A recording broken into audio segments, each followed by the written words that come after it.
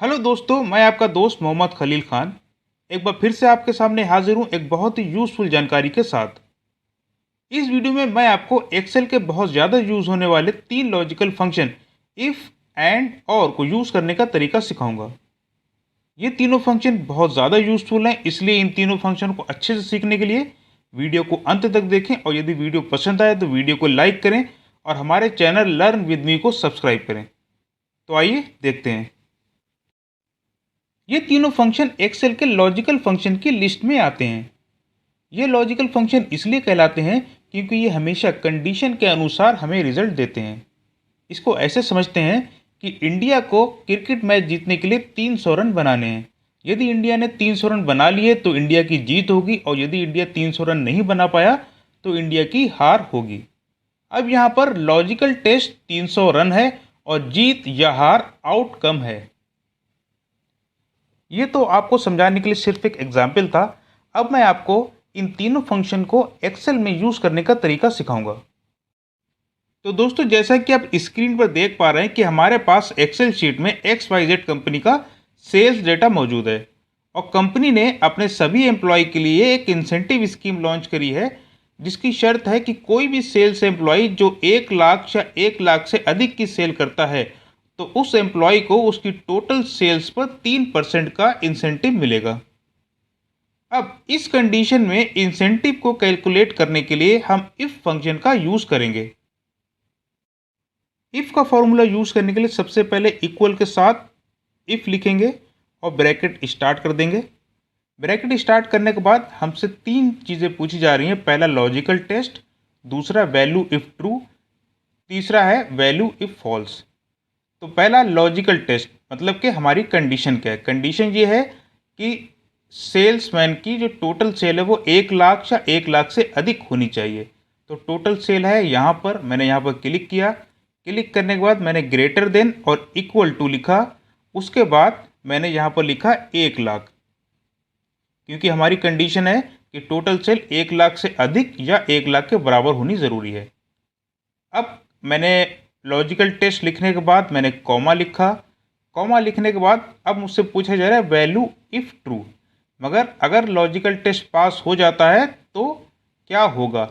तो अब हमें पता है कि अगर लॉजिकल टेस्ट पास हो जाएगा तो सेल्समैन को उसकी टोटल सेल का 3% कमीशन दिया जाएगा। तो टोटल सेल है यहाँ पर, मैंने यहाँ पर क्लिक किया। क्लिक करने के बाद टोटल सेल को हमें 3% से मल्टीप्लाई करना है। तो मैंने टोटल सेल को 3% से मल्टीप्लाई कर दिया और मैंने कॉमा लगा दिया। अब मुझसे पूछा जा रहा है वैल्यू इफ़ फॉल्स, कि अगर लॉजिकल टेस्ट पास नहीं हुआ, मतलब 1 लाख से कम सेल है, तब क्या होगा। तब क्या आपको पता है कि तब कोई भी इंसेंटिव सेल्समैन को नहीं दिया जाएगा। तो इसका मतलब है कि 0 इंसेंटिव दे दूँ, तो मैं यहाँ पर 0 लिख दूंगा और मैं ब्रैकेट बंद कर दूंगा। अब मैं एंटर प्रेस करूंगा।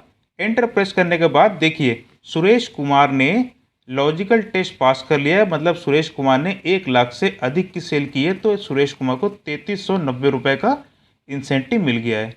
अब यही फॉर्मूला मैं राहुल सिंह के लिए अप्लाई करता हूँ, तो मैं इसको इस तरीके से मैं ड्रैग कर दूंगा। तो यहाँ पर आप देख पा रहे हैं राहुल सिंह ने भी टेस्ट पास कर लिया है, राहुल सिंह को भी 4020 रुपये का इंसेंटिव मिल गया है। अब मैं इसको और ड्रैग करूँगा, तो अभी आप देख पा रहे हैं कि मुकेश शर्मा ने टेस्ट पास नहीं किया है, मतलब मुकेश शर्मा ने 1 लाख से कम सेल किया है, और 1 लाख से कम सेल की है तो मुकेश शर्मा को कोई भी इंसेंटिव नहीं मिला। इसी तरीके से आपने जो ऊपर फॉर्मूला लगाया है इसको सभी सेल्समैन के लिए अप्लाई कर सकते हैं। तो ये तो था हमारा इफ फॉर्मूला, जिसको आप आशा करते हैं कि समझ गए होंगे। अब हम एक एग्जाम्पल के द्वारा समझेंगे कि एंड, AND तथा और OR का फंक्शन कहाँ यूज होगा। एक स्टूडेंट है राहुल, जिसको 3 सब्जेक्ट का एग्जाम देना है, और राहुल को अगली क्लास में जाने के लिए तीनों सब्जेक्ट में पास होना जरूरी है। अगर राहुल एक सब्जेक्ट में भी फेल हो जाता है तो राहुल अगली क्लास में नहीं जा पाएगा। तो ऐसी स्थिति जहां पर सभी कंडीशन को सेटिस्फाई करना हो, वहां पर हम इफ के साथ AND यानी कि एंड का फंक्शन यूज करते हैं। और यदि राहुल से कहा जाए कि तुमको अगली क्लास में जाने के लिए सिर्फ एक सब्जेक्ट में पास होना ज़रूरी है, मतलब राहुल अगर तीनों सब्जेक्ट में से किसी एक सब्जेक्ट में भी पास हो जाता है तो राहुल अगली क्लास में चला जाएगा। तो ऐसी स्थिति जहाँ पर बहुत सारी कंडीशन है और उन कंडीशन में अगर आप एक कंडीशन को भी सेटिस्फाई कर लेते हैं तो इस जगह पर हम और का फंक्शन यूज़ करेंगे। तो आइए इसको हम एक्सेल में समझते हैं। तो जैसा कि आप स्क्रीन पर देख पा रहे हैं कि हमारे पास सभी एम्प्लॉय का प्रोडक्ट वाइज डेटा मौजूद है। यहाँ पर कंपनी टोटल सेल्स पर 3% इंसेंटिव सेल्स एम्प्लॉय को देगी, लेकिन यहाँ पर कंडीशन है कि सभी प्रोडक्ट में 40,000 या 40,000 से अधिक की सेल होना ज़रूरी है। यदि एक भी प्रोडक्ट में 40,000 से कम की सेल होगी तो एम्प्लॉय को कोई भी इंसेंटिव नहीं मिलेगा। अब यहाँ पर हम इफ़ के साथ एंड फंक्शन का यूज़ करेंगे। तो आइए देखते हैं। इफ़ के साथ एंड फंक्शन यूज़ करने के लिए सबसे पहले आपको इक्वल के साथ इफ़ लिखना है, ब्रैकेट स्टार्ट करना है, फिर आपको AND एंड लिखना है, फिर से ब्रैकेट स्टार्ट करना है। अब आपसे यहाँ पर लॉजिकल 1, लॉजिकल 2, लॉजिकल 3 पूछे जा रहे हैं। तो सबसे पहले आपको यहाँ पर आपका लॉजिक मतलब आपके सारे प्रोडक्ट में जो सेल है वो 40,000 से अधिक होनी चाहिए। तो मैंने यहाँ पर पहले टी शर्ट की सेल्स पर क्लिक किया, ग्रेटर देन और इक्वल टू 40,000 लिखा, फिर कॉमा लिखा। फिर दूसरे लॉजिक में जीन्स की सेल पर क्लिक किया, फिर ग्रेटर देन और इक्वल टू 40,000 लिखा, फिर कॉमा लगाया। फिर मैंने तीसरे लॉजिक पर क्लिक किया जो हमारी शर्ट की सेल है, इसके बाद मैंने ग्रेटर देन और इक्वल टू का साइन लगाया और 40,000 लिख दिया। तो हमारे पास 3 लॉजिक थे इस शीट के अनुसार, तो मैंने 3 लॉजिक की कंडीशन लगा दी है। अब मुझे ब्रैकेट बंद करना है। ब्रैकेट बंद करने के बाद मुझे कॉमा लिखना है। अब ब्रैकेट बंद करने के बाद जब मैंने कॉमा लिखा तो यहाँ पर लिख कर आ रहा है वैल्यू इफ ट्रू।